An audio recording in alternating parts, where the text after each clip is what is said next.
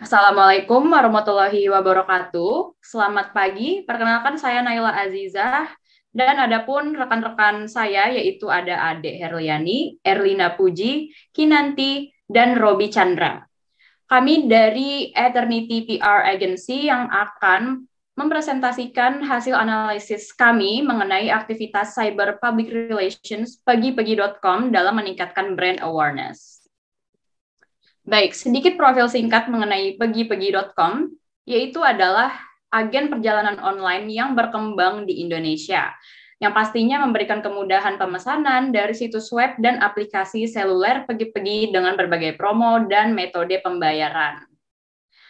Adapun analisis deskriptif dari agensi kami, berdasarkan dailysocial.id, dailysocial.id telah melakukan survei dan hasilnya itu pada bulan Februari 2018 tercatat bahwa di pegi-pegi.com itu ada sekitar 71,44% dari 2013 responden yang pernah melakukan atau menggunakan layanan agen perjalanan online atau online travel agent. Dan untuk pegi-peginya sendiri mendapatkan peringkat ketiga dalam pembelian tiket pesawat dan kereta sekitar 27,47%, dan ada di peringkat kelima untuk pemesanan hotel sekitar 19,47%. Lalu pegi-pegi.com sendiri juga mendapatkan 2 penghargaan di awal tahun 2018. Yang pertama yaitu Silver Champion pada acara Indonesian Wow Brand 2018. Lalu yang kedua, Netizen Online Reservation Choice. Nah, Pegi-Pegi sendiri itu diresmikan pada tanggal 7 Mei 2012 oleh Menteri Pariwisata dan Ekonomi Kreatif, yaitu Ibu Mari LK Pangestu. Dan juga layanan pemesanan tiket pesawat dan tiket kereta dan pemesanan hotel sudah disediakan disediakan oleh Pegi-Pegi sendiri secara online untuk wisatawan Indonesia, bisa melalui website resmi atau aplikasi di handphone. Nah, jadi cyber PR Pegi-Pegi pun juga melakukan kayak media aset gitu, dan ini adalah media-media pada pegi-pegi.com, yaitu ada YouTube, lalu Facebook, dan ini websitenya, terus ada Twitter, TikTok, dan Instagram yang pastinya. Nah, lalu Pegi-Pegi juga mengadakan lomba menulis loh di media online, yaitu beberapa waktu lalu Pegi-Pegi dan Kompasian itu kayak kolaborasi gitu mengadakan kompetisi menulis dengan nama Jelajahi Indonesiamu. Nah, lalu akhirnya terpilihlah 3 pemenang yang berhasil mendapatkan paket wisata ke Labuan Bajo dan 5 orang dengan artikel terfavorit mendapatkan uang tunai. Dan ini ada pemenang-pemenangnya. Teman-teman bisa lihat. Oke. Lanjut, analisis prediktif akan dijelaskan oleh Mbak Kinan. Silahkan. Ya, terima kasih Nela. Jadi, seperti yang udah Nela mention di awal, salah satu bentuk media sosial yang dimanfaatkan itu ada YouTube. Nah, yaitu dalam bentuk kolaborasi dengan akun YouTube yang memiliki banyak subscriber. Nah, salah satunya itu tuh ada akun YouTube-nya Reza Sahat yang memiliki 277.000 subscriber. Yang dimana bisa dilihat dia di situ membuat konten dengan judul 9 trik pintar di hotel atau dalam kurung life hacks, yang dimana dia menyisipkan materi tentang pergi-pergi lalu menambahkan keterangan lebih lanjut di description box, yang dimana tulisannya itu kalau kita menggunakan kode promo Reza Sahat, maka kita akan mendapatkan diskon saat pemesanan di aplikasi pergi-pergi.com. Seperti yang udah dimention sama Mbak Nela tadi, salah satu media sosial yang dimanfaatkan oleh pegi-pegi.com adalah akun YouTube, yaitu dalam bentuk kolaborasi dengan akun YouTube yang memiliki banyak subscriber. Nah, kolaborasi ini biasanya pemilik akun akan menyisipkan materi tentang pegi-pegi.com sehingga orang yang menonton video tersebut setidaknya dapat mendengar brand tersebut dan diharapkan dapat mencari tahu tentang brand itu. Nah, hal ini tentunya sangat berkaitan dengan peningkatan brand awareness seperti yang memang diharapkan oleh perusahaan. Seperti yang bisa kita lihat, ini ada contohnya YouTuber Reza Satha dengan 277.000 subscriber, yang dimana dia membuat video berjudul 9 trik pintar di hotel dalam kurung life hacks, yang dimana video tersebut disisipkan materi tentang pergi-pergi.com, lalu menambahkan keterangan lanjutan di description box. Dan description box itu terus adanya informasi kalau jika kita menggunakan kode promo Reza Satha, maka kita akan mendapatkan diskon saat pemesanan di aplikasi pergi-pergi.com. Nah, selain berkolaborasi dengan YouTuber, perusahaan juga sering berkolaborasi dengan para Key Opinion Leader atau KOL, atau biasa dikenal dengan istilah influencer nih di media sosial. Nah, contohnya aja seperti menjadikan Pevita Pierce sebagai brand ambassador Pergi-Pergi di awal tahun 2018. Pemilihan Pevita Pierce sendiri sebagai KOL yang merupakan seorang influencer, model, dan juga artis, dengan memiliki banyak followers di media sosial, tentu dapat membantu Pergi-Pergi dalam meningkatkan brand awareness-nya. Nah, Pergi-Pergi.com juga menggunakan advertorial yang ditulis dengan menampilkan cerita tentang brand itu sendiri, sehingga para pembaca atau audiens dapat mengetahui merek Pergi-Pergi dari cerita yang disajikan di artikel yang mereka baca. Apa sih advertorial? Advertorial ini merupakan iklan berbayar yang dimuat di media cetak atau media online yang disajikan dengan gaya bahasa jurnalistik. Nah, karena kita sedang membahas cyber PR, maka contoh ini bisa kita lihat adalah salah satu contoh advertorial Pergi-Pergi di media online seperti website di Kompas, juga di Okezone. Nah, tidak hanya dengan advertorial nih, Pergi-Pergi.com juga mengadakan kegiatan seperti competition dengan hadiah utamanya yaitu paket perjalanan jalan-jalan bersama Pergi-Pergi.com. Nah, dengan paket jalan-jalan tersebut, Pergi-Pergi.com juga dapat membuat banyak konten nih yang dapat dipublikasikan ke media sosial. Dan yang tentunya para pemenang competition juga ikut membuat konten yang dipublikasikan di media sosial itu. Nah, yang dimana tentunya hal ini dapat meningkatkan brand awareness Pergi-Pergi dan juga menarik perhatian para penonton. Nah, kegiatan creative competition ini juga berkaitan dengan erat dengan SOP atau Search Engine Optimization karena kata kunci yang ditulis dan dicari akan semakin banyak dan coverage pun akan semakin tinggi. Selanjutnya akan dijelaskan oleh Mbak Erlina. Oke, terima kasih Kinan. Selanjutnya kita menjelaskan tentang analisis audience cyber PR. Sendiri ada address audience dan invoked audience. Jadi untuk address audience-nya ini adalah audience yang nyata yang benar-benar mengakses konten pergi-pergi.com itu sendiri. Seperti pengguna loyal dari kaum traveler ataupun orang-orang yang memang mau berpergian gitu. Dan untuk invoked audience-nya adalah audience yang diharapkan atau audience yang dibayangkan oleh PR Pergi-Pergi itu sendiri. Jadi seperti contohnya adalah orang-orang yang berada pada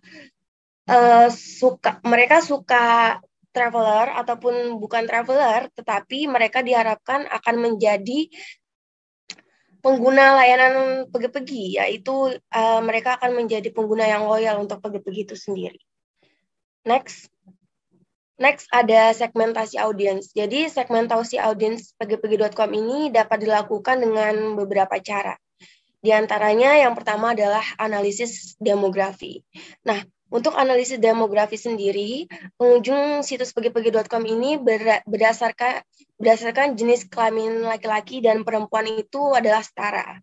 Dan dari pendidikan, jadi pengunjung situs Pergi-Pergi ini kebanyakan adalah orang yang berlatar belakang mahasiswa itu sendiri, atau yang orang-orang yang berada pada pendidikan terakhir di perguruan tinggi. Selanjutnya seringkali audiens browsing itu adalah di tempat kerja atau kantor. Nah, dari analisis usianya, mereka berusia 21 tahun ke atas dengan status mereka sudah menikah. Selanjutnya adalah analisis gender. Pelanggan Pergi-Pergi ini yang mendominasi adalah berjenis kelamin perempuan. Next. Nah, sekarang analisis pendapatan. Jadi dari analisis pendapatan ini sendiri, mereka itu adalah kaum milenial yang merupakan pengguna natif internet dengan batasan usia 25 sampai 40 tahun dengan pendapatan mereka 4,6 juta sampai dengan 7,6 jutaan. Lalu ada analisis generasi. Nah, jadi Pegi-Pegi ini fokus menggarap pasar milenial yang lahir di era melek teknologi. Jadi membuat generasi milenial itu terbiasa hidup serba mudah. Selanjutnya ada analisis kelas sosial. Nah, berdasarkan data dari Daily Social ID, Pegi-Pegi ini mengklaim bahwa mereka mempunyai 500 penginapan yang terdaftar, mulai dari bintang 5 hingga sampai penginapan tidak berbintang. Jadi jika dilihat dari penginapan yang tersedia di Pegi-Pegi itu sendiri, kelas sosial mereka itu menyasar ke traveler yang kelas menengah ke atas. Selanjutnya ada analisis geografis. Jadi kebanyakan pengguna Pegi-Pegi ini berasal dari penduduk area perkotaan. Jadi mereka ingin refreshing atau melepas penat dari hiruk-pikuk ibu kota. Jadi mereka pesan Pegi-Pegi untuk berlibur seperti itu. Selanjutnya ada analisis psikografik. Nah, jadi dari analisis psikografik ini, gaya hidup mereka itu serba modern dan serba praktis. Karena pembelian dan pemesanannya Pegi-Pegi ini sendiri itu hanya cukup untuk melalui smartphone yang canggih. Selanjutnya ada analisis perilaku. Jadi, untuk analisis perilaku sendiri adalah kaum milenial itu sendiri. Jadi terbagi menjadi dua ya.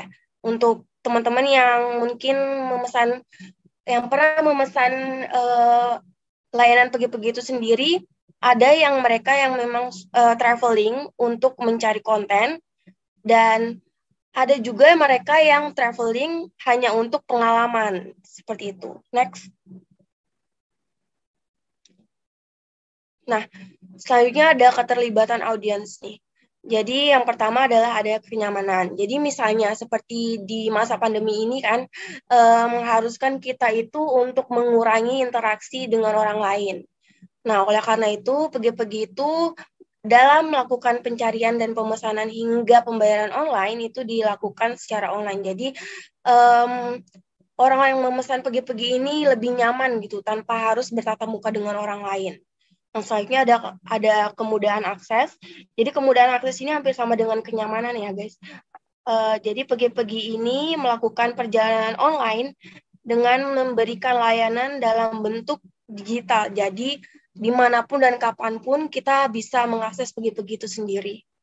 Selanjutnya ada kesederhanaan dan kemurahan. Jadi seluruh proses mulai dari pencarian tiket hingga pemesanan itu sendiri dilakukan di dunia maya sehingga dapat menghemat biaya dan waktu. Dan untuk Pegi-Pegi sendiri itu mereka banyak sekali menyediakan promo-promo ya. Jadi untuk pengguna Pegi itu sangat dimudahkan sekali. Selanjutnya ada potensi global. Nah, menurut Teguh dan Ciawati, menunjukkan bahwa pengelolaan digital marketing communications sebagai media pemasaran dapat lebih efektif dan efisien dalam menjangkau pangsa pasar yang lebih luas. Oleh karena itu, berbagai aktivitas cyber PR yang dilakukan oleh Pegi-Pegi.com ini diharapkan dapat berpotensi menjangkau pasar global itu sendiri. Next.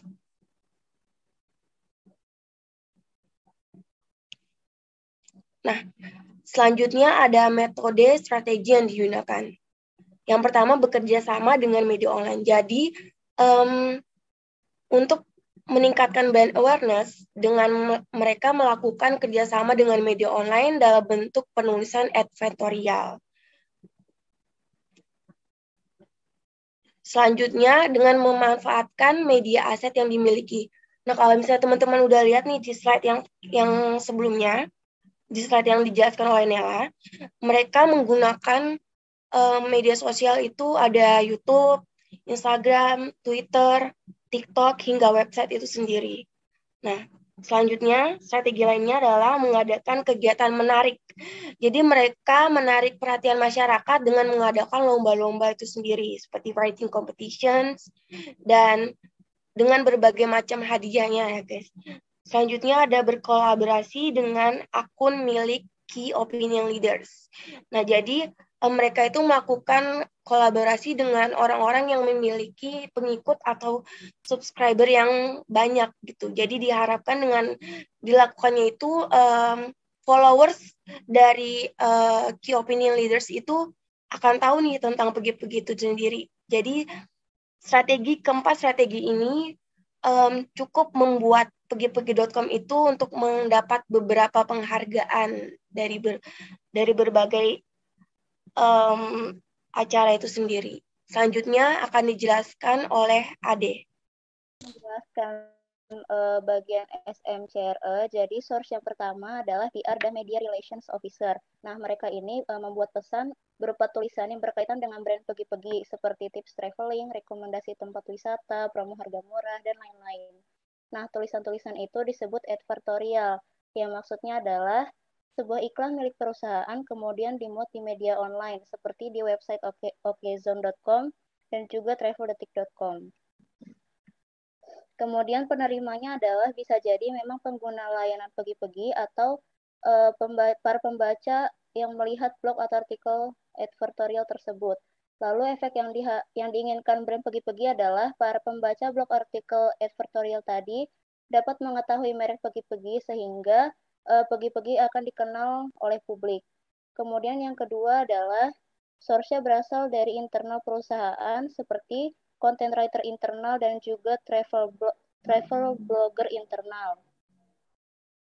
Pesannya beragam, bisa berupa tulisan yang berkaitan dengan pergi-pergi sama seperti sebelumnya yang advertorial tadi, semacam tips atau rekomendasi untuk traveling.